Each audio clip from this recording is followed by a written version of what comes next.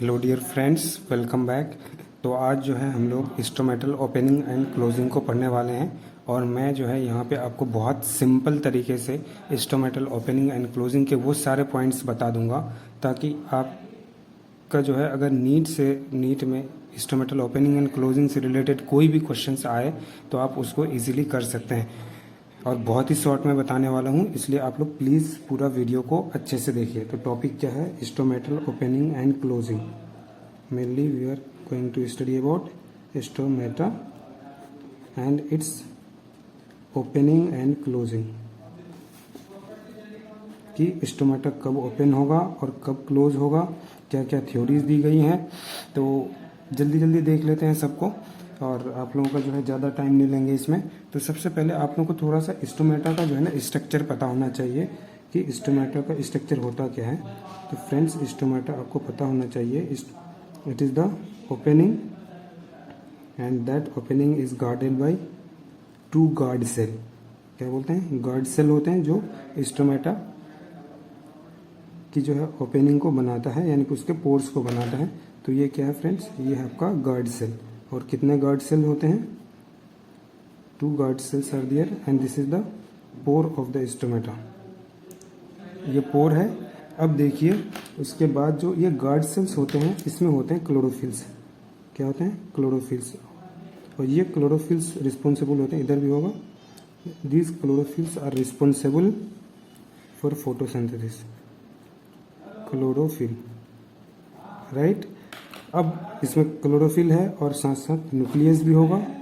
तो ये है न्यूक्लियस, समझ लीजिए। तो इसमें क्लोरोफिल है और न्यूक्लियस है। अब उसके बाद ये गार्ड सेल है। गार्ड सेल को सराउंड करती है आपकी cells, outer cells. That cell is known as epidermis. क्या बोलते हैं इसको?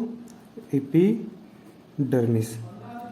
ठीक है, जल्दी जल्दी देखते हैं सारे पॉइंट्स को।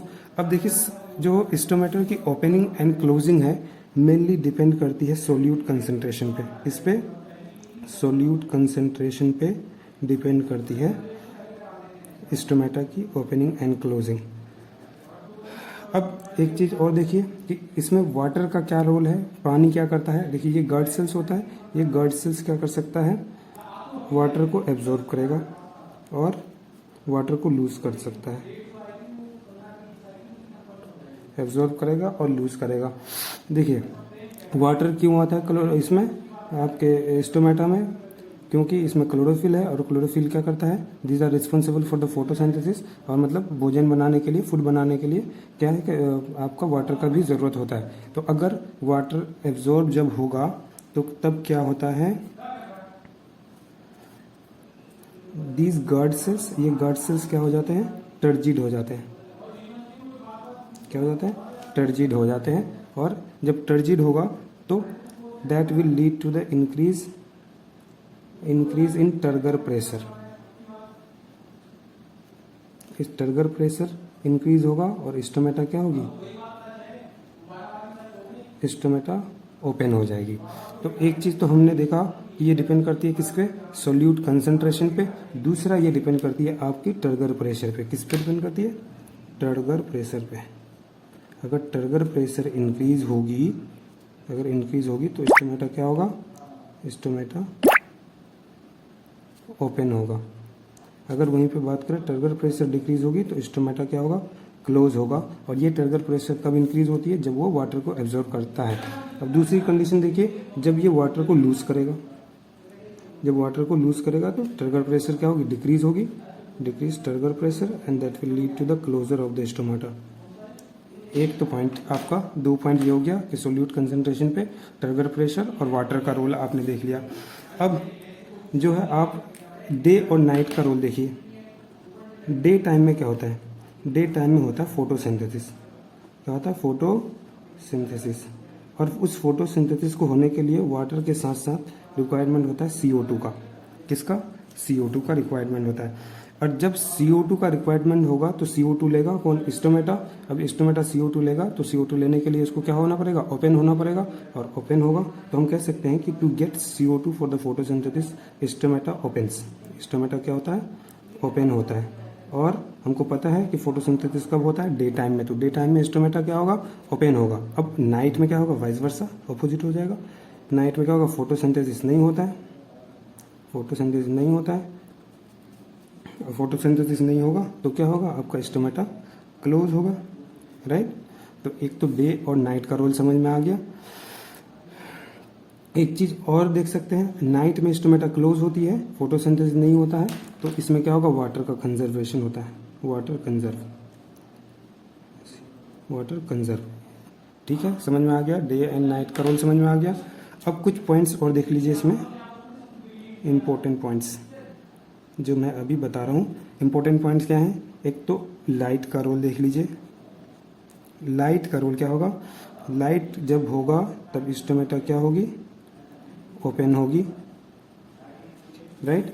लाइट, क्योंकि ड्यूरिंग लाइट आपका CO2 एब्जॉर्ब होगा, और CO2 एब्जॉर्ब होने के बाद में मतलब स्टोमेटा लाइट के इसमें क्या होती है, ओपन होती है, और ओपन होने के बाद में लाइट की प्रेजेंस में फोटोसिंथेसिस होता है क्लोरोफिल में, तो लाइट की प्रेजेंस में फोटोसिंथेसिस होता है, तो उसी टाइम पे CO2 भी लिया जाएगा और स्टोमेटा क्या होगा, ओपन होगा मतलब। और डार्क की बात करें तो यह डे एंड नाइट से भी समझ सकते हैं लाइट। डार्क की बात करें तो स्टोमेटा क्या होगा, क्लोज होगा, जो मैंने आपको बता दिया। अब उसके बाद में एक CO2 का रोल आपको मैंने यहाँ पे बताया है कि अगर CO2 की रिक्वायरमेंट है स्टोमेटा को फॉर द फोटोसिंथेसिस, तब स्टोमेटा ओपन होगी। लेकिन CO2 अगर ऑलरेडी प्रेजेंट है, CO2 already present inside leaf, मतलब लीफ के अंदर ऑलरेडी CO2 है, तो स्टोमेटा क्या होगी, क्लोज होगी। क्यों क्लोज होगी कि CO2 ऑलरेडी है, CO2 बाहर से लेना नहीं है, तो स्टोमेटा का ओपनिंग होना जरूरी नहीं है, राइट। अब अगर बात करें तो ये आपका हाई CO2 इनसाइड लीफ, तो स्टोमेटा क्लोज होगी। लो CO2 की अगर बात करें, अगर लीफ के अंदर CO2 कम है तो CO2 लेने के लिए स्टोमेटा का ओपन होना पड़ेगा और फोटोसिंथेसिस होगी, फिर वही वाली बात हो गई। अब अगर हम देखें, जब ड्राउट कंडीशन होता है, सूखा पड़ जाता है, ड्राउट कंडीशन जब होता है, मतलब स्ट्रेस की कंडीशन कह सकते हैं, तो उस कंडीशन में स्टोमेटा क्लोज होती है। क्यों स्टोमेटा क्लोज होती है, क्योंकि ऑलरेडी जो है लीफ के पास में जो है आपका वाटर कम है, मतलब ड्राउट स्टेज है। तो जब वाटर कम है तो वाटर का कंजर्वेशन करना है, और वाटर का कंजर्वेशन कैसे होगा, जब स्टोमेटा क्लोज होगी। अगर स्टोमेटा ओपन होगी तो वाटर का जो है इवापोरेशन हो सकता है। तो ड्राउट यानी स्ट्रेस कंडीशन में स्टोमेटा क्लोज होता है, और ये क्लोज होने के बाद में क्या करता है, वाटर का कंजर्वेशन या वाटर सेव करता है, सेव वाटर, ओके। अब एक चीज़ और समझ सकते हैं कि ड्राउट कंडीशन में मेनली रोल होता है एक प्लांट हार्मोन, वो है आपका एब्सिसिक एसिड,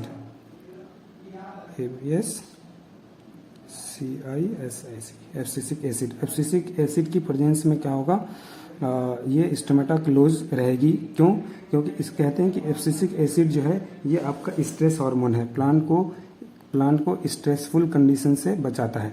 तो ये बता दिया हमने आपको। अब एक जो है आपको बताते हैं पोटेशियम और हाइड्रोजन थ्योरी। पोटेशियम और हाइड्रोजन का क्या रोल है, potassium and hydrogen, K+H+ theory, okay. देखिए, अगर इन्फ्लक्स होगा किसका, पोटेशियम का, इन्फ्लक्स होगा पोटेशियम का किसमें, गार्ड सेल में, और ईफ्लक्स होगा किसका, हाइड्रोजन का, किसमें, गार्ड सेल्स में। देखिए, इन्फ्लक्स मतलब गार्ड सेल के अंदर पोटेशियम जाएगा, और ईफ्लक्स मतलब बाहर आएगा क्या, हाइड्रोजन। तो इस कंडीशन में क्या होगी, स्टोमेटा आपकी क्या हो जाएगी, ओपन हो जाएगी।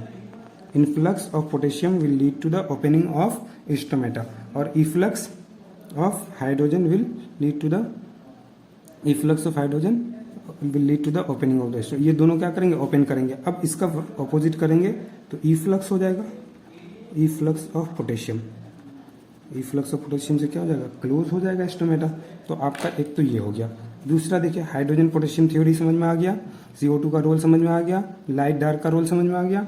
अब अगर एक चीज और देखें तो कुछ पॉइंट्स हम लोग जो है और देख लेते हैं। उसमें जो हम लाइट का रोल सबसे पहले आपको बताए थे, तो लाइट के कंडीशन में क्या होगा, अगर लाइट आपकी क्या है, प्रेजेंट है, तो उस लाइट में या डे टाइम में भी कह सकते हैं, अगर लाइट प्रेजेंट है तो वो लाइट क्या करेगा, मैलिक एसिड का प्रोडक्शन करेगा। क्या करेगा, मैलिक एसिड का प्रोडक्शन करेगा। एंड ये मैलिक एसिड का प्रोडक्शन कब होता है, जब हमारा स्टार्च कन्वर्ट होता है शुगर में। किसमें, स्टार्च कन्वर्ट होता है शुगर में, तो मैलिक एसिड का प्रोडक्शन होता है। और उस कंडीशन में क्या होगी, स्टोमेटा क्या होगी, आपकी ओपन होगी।